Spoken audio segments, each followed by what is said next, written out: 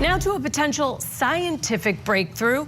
A new study has identified 2 existing cancer drugs that show promise in reversing the changes that occur in the brain during Alzheimer's. Now, this could have a huge implication for the 7 million Americans living with the disease. Scripps News business and tech correspondent Maura Barrett spoke with the lead researchers on the study. And Maura, wow, I mean, the scientists found these drugs could actually slow the symptoms of Alzheimer's?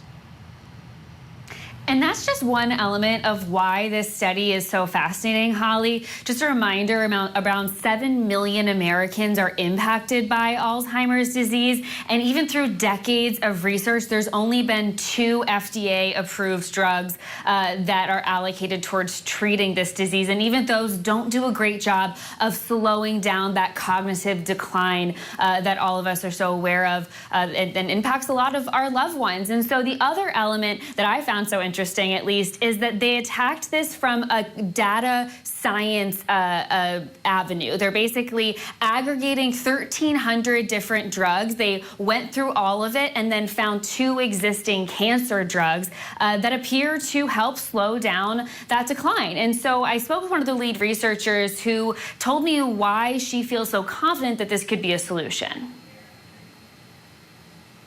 These are FDA-approved drugs. We know them really well. They're well characterized.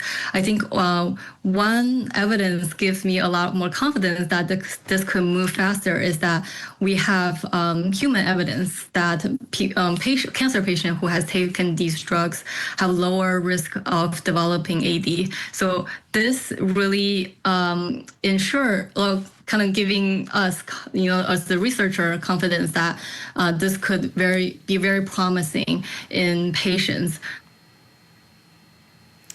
And so the 2 cancer drugs that they found work actually in tandem together. One is used to treat breast cancer. The other is used to treat lung and colon cancer. And the researchers themselves said that they're not quite sure why this mix of medication seems to work in terms of slowing down that decline, but that's something that they're looking to get better clarity on in a clinical trial. The other element that they pointed out to me is that in this method of repurposing a drug for another use, the clinical trial and the process of getting it approved could be so much shorter than what the process is of getting a new drug on the market. We're looking at maybe 2 to 3 years is their hope versus the 10 years that typically needs to be done in terms of research, Holly. Yeah, fascinating. And who knows what doors this will open for other potential cures for other diseases. Scripps News business and tech correspondent Maura Barrett live for us. Thank you for all of that.